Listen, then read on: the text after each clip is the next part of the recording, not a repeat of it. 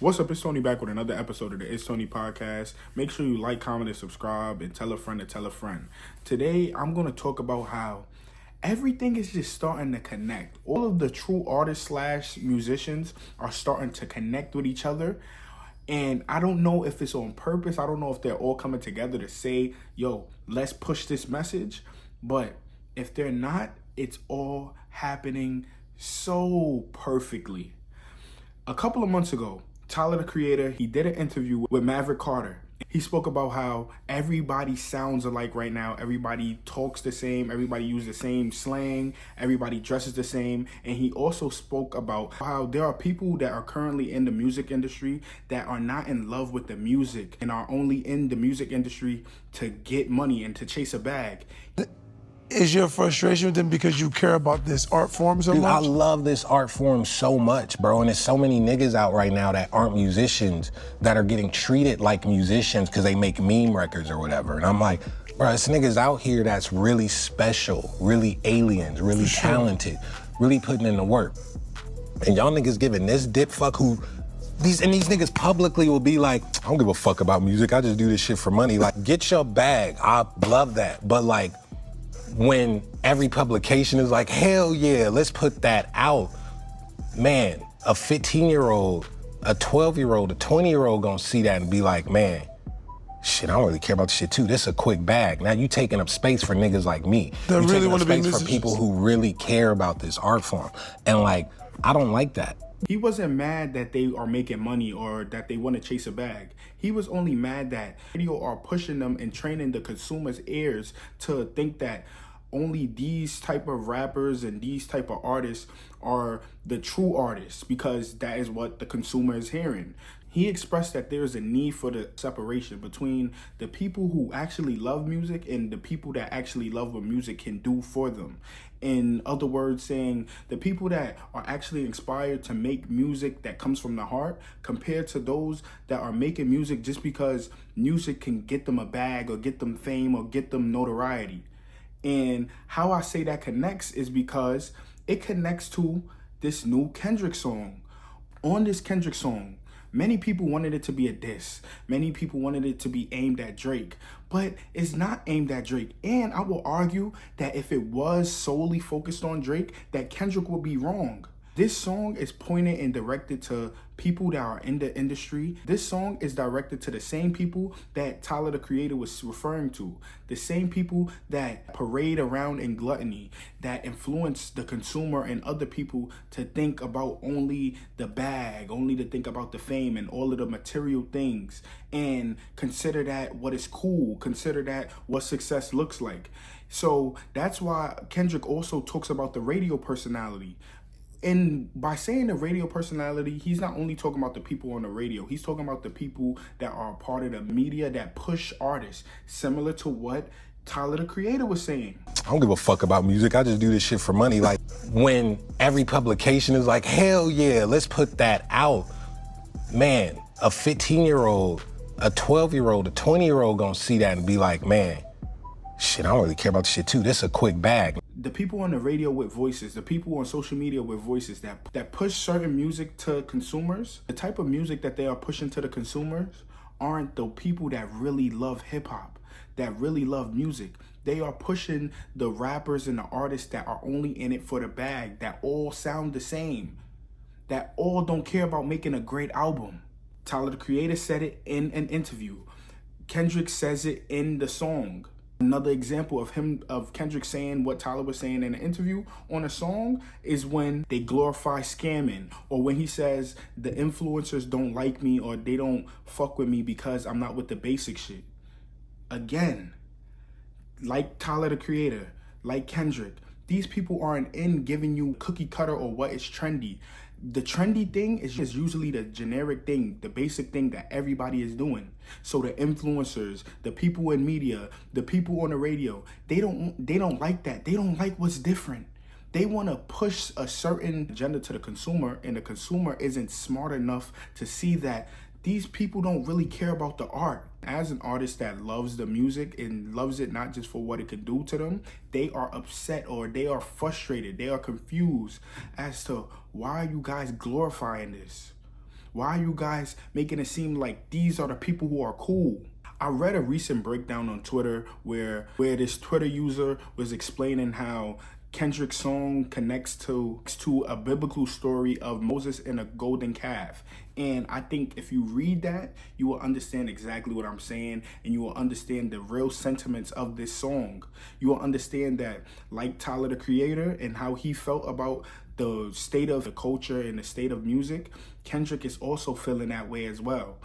And the person on Twitter that explained it and connected to the biblical story of Moses and the golden calf broke it down very clearly and explained how Kendrick and all of the real artists, the ones that are really in music because they love music, not only love what music can do for them, they are frustrated right now. And they are coming together and having like a call of action to say, let's remove these type of people in music.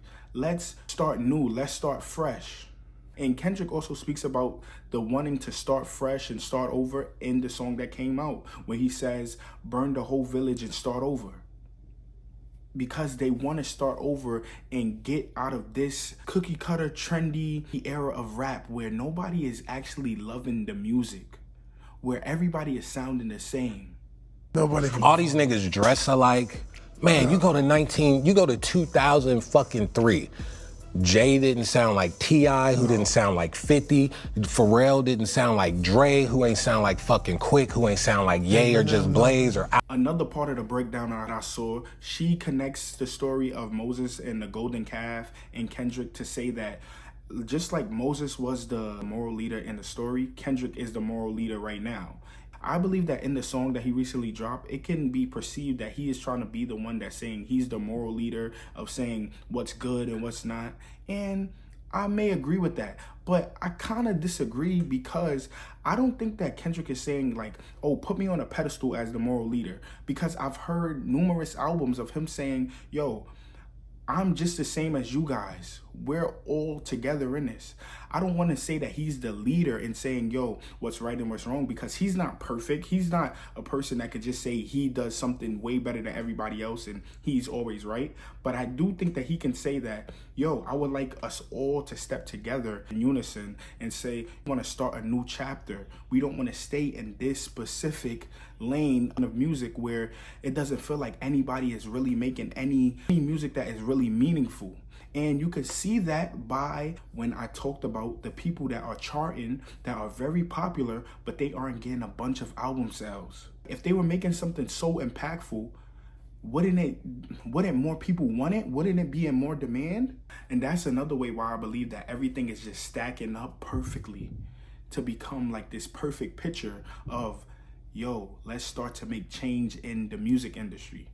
It starts with the Tyler the Creator thing. Then it goes with the album sales of everybody sounding the same and everybody saying, oh, it's cool, everybody's popping, these are the most popular people, but they aren't selling a lot. Now you get to Kendrick putting out a song where he is basically putting everything he's seeing into one song. And then you connect it to the biblical story of Moses and the golden calf, and you see, damn, this is a story. And even if you guys want to say it's a reach, it's no way that based on what I've just told you and based on everything you've heard and everything you watch, you can't say, dang, why are these things connected? Because it's not like all of these things are happening and you hearing whispers of them saying, yo, I'm gonna do this, or you do this, and you do this, and then we'll put it together. They're all random acts coming together to paint a perfect picture. Another way that I'll say that it's becoming a perfect picture and how I see how the dots of random things are coming together is when I did the album review for Lil Yachty and James Blake. I listened to that album. It's great music. Lil Yachty is doing something that he doesn't do all of the time. When he's in his alternative bag, he's actually a great artist. Then you see him come over to just wanting to strictly rap and not do alternative music, and you see how he is similar to everybody else. How he sounds like all of them. He may be a little bit more talented or a little bit more lyrical than some of them, but when he goes into that bag of making strictly raps, he's not as good of an artist because it seems like he's just doing the same thing that everybody is doing. Now when he goes to alternative music, he marches to the beat of his own drum, and he shows you why he is valuable and how much impact he can make in that lane rather than fitting in and sounding like everybody else. I believe Lil Yachty can do whatever he wants, but I do appreciate his art more when it feels natural, when it feels authentic. And I feel like when he does alternative music, it feels like that's where he really steps outside of himself and starts to create masterpieces. And then another way that connects to all of this is because Lil Yachty was one of the people that said the state of the culture, the state of hip hop, the state of music, everybody sounds the same.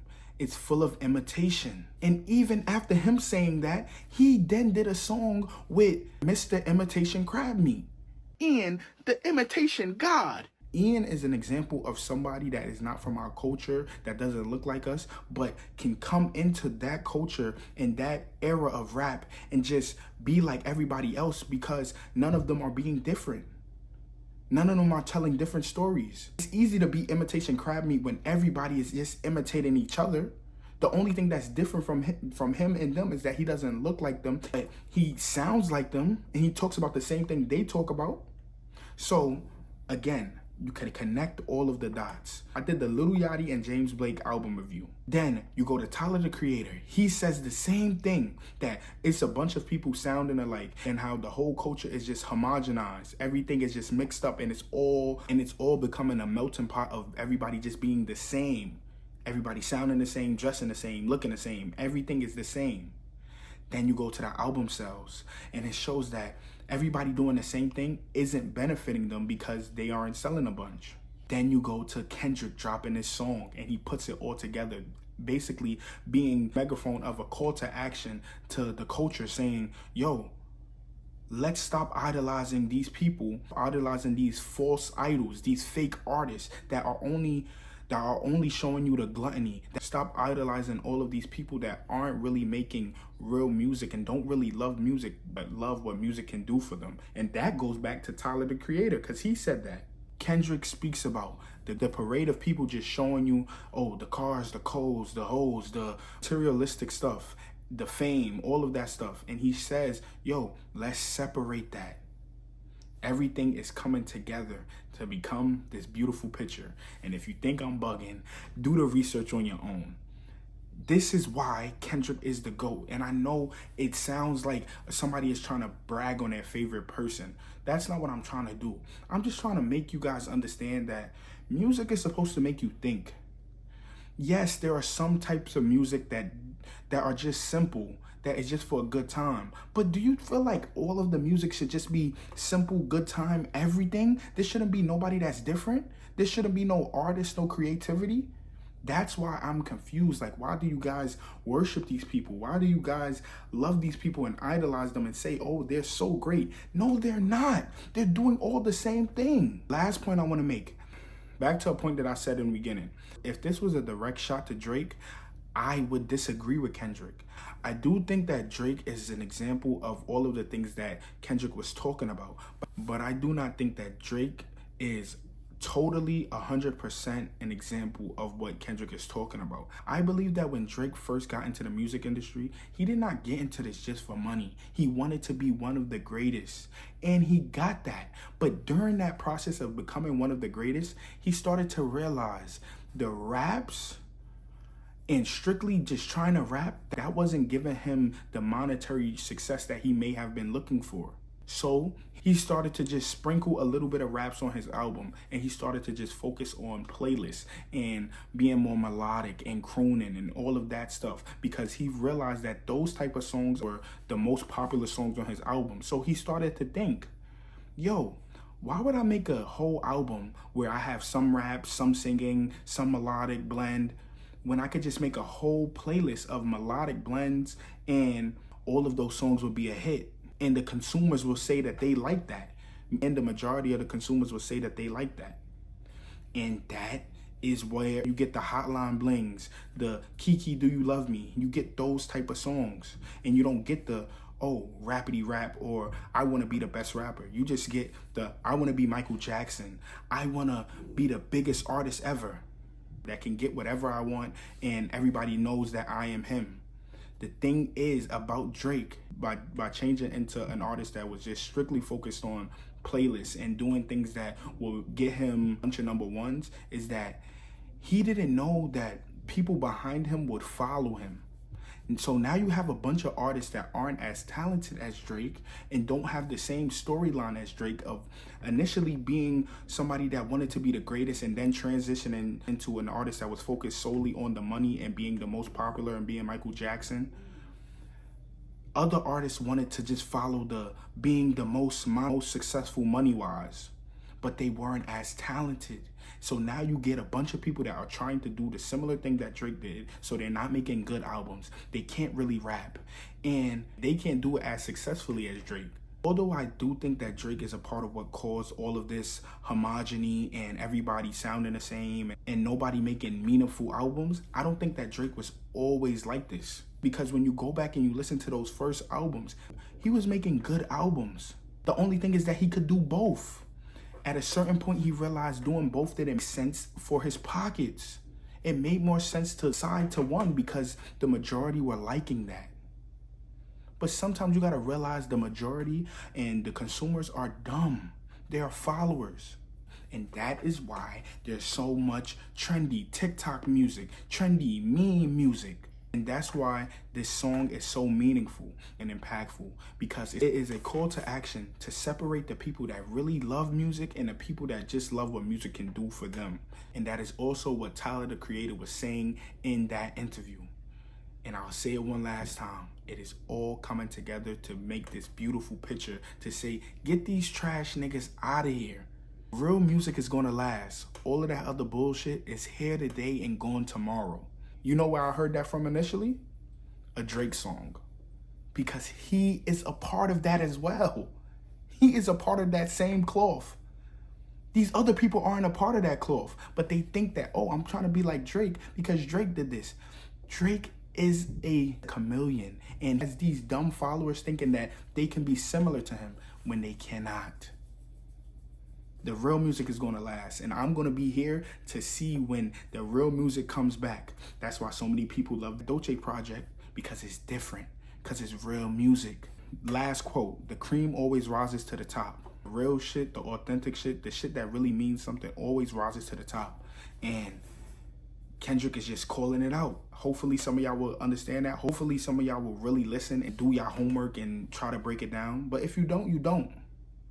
But when that becomes trendy, you're just gonna hop on that train. If you're a follower, you'll hop on the train. It doesn't matter. You'll start to say, oh, I like this type of music. It is what it is. One thing that I hope becomes trendy outside of the music is this channel. I want this channel to blow up and get bigger. And hopefully y'all hop on the train so y'all could come along and so y'all could watch it blow up and y'all could watch the journey. Make sure you like, comment, and subscribe, and tell a friend to tell a friend. It's Tony from the It's Tony podcast, and I'll see y'all in the next video.